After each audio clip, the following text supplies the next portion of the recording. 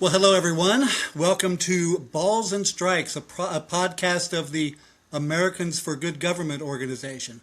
I'm Gary Abernathy, and I'm thrilled today to be joined by Ken Buck, former member of Congress for about a decade, former prosecutor and attorney, and someone whose career has been based on being a staunch conservative, a free market champion, and particularly someone who's concerned with antitrust issues. Ken, good to see you today. Good to see you also, Gary. Thanks for doing this. My pleasure.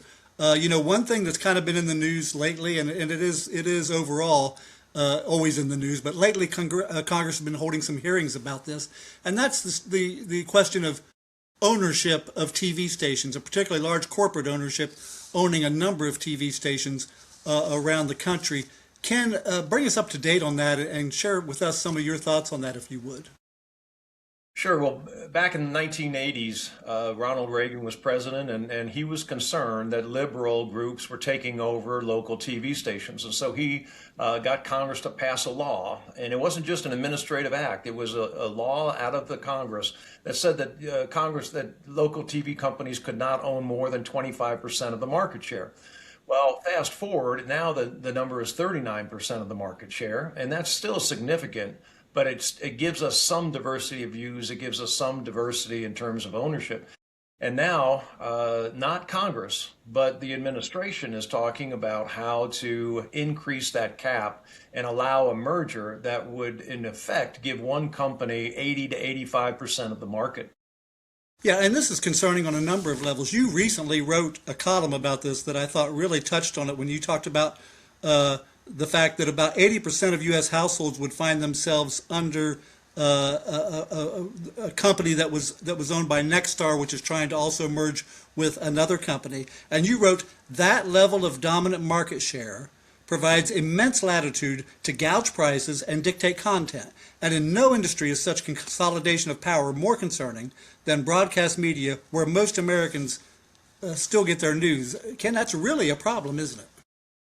It is a problem, and it's a problem for a number of reasons. When you think about the last century when banks were consolidated, or oil companies, or railroads, that's a problem for commerce, and it gouges consumers, and it causes issues with the economy. This is a problem for that reason also. Consumers are going to lose when you have this big a merger. But the bigger problem from my perspective is the flow of information in a democracy. You can't have one group controlling what people see on their local TV stations and then going to the polls. And so we have to make sure that we have diversity and that we have competition in the marketplace. Absolutely. I know that in my area, and I think probably a lot of people can relate to this, you can just tell when certain TV stations, if they're doing commentary, if they're taking an editorial point of view, you can tell this is coming from on high. This is coming from the corporate level. This doesn't really represent the local community or how this particular part of the country, whether it's left or right, might feel about an issue. And that's taking that kind of editorial content that should be related to the consumers in your immediate area and nationalizing it. And that's not healthy, is it? It's not healthy, and it's exactly what Ronald Reagan was trying to avoid in the marketplace. But there's also another problem with it, and that is that as you and I both have a heart for reducing our national debt, we have to do that in really two ways. One, we have to reduce wasteful spending. The other way is we have to out-innovate the rest of the world. We have to create more revenue, not by raising taxes, but by increasing the tax base, by making sure that companies are successful. Companies don't have an incentive to innovate if they own 80 to 85% of the marketplace. They just don't, and they won't innovate. They will sit on that market, and the competition, unfortunately, won't happen from our shores. It'll happen offshore. Do you think Congress does enough typically? Ken, this was such a big issue for you when you were in Congress. Do you think Congress fights hard enough against these mega merger type of situations going on? No, they don't. The money in Washington, D.C. is all towards the big companies merging. There's very few consumer groups that have the resources to be able to fight against this kind of merger that we're talking about, or other mergers in big tech. And if there's an administration in place, and President Trump has been great on this issue.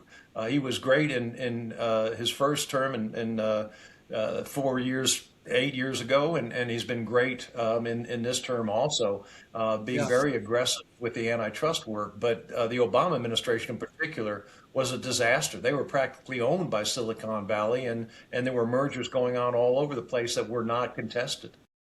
I like how you wrap up that commentary I mentioned when you talk about President Trump. You said President Trump understands the importance of a free and fair press, which is why I expect he will direct the FCC to keep the TV ownership cap in place. We'll see if that prediction holds true. I'm with you. I think that would be great.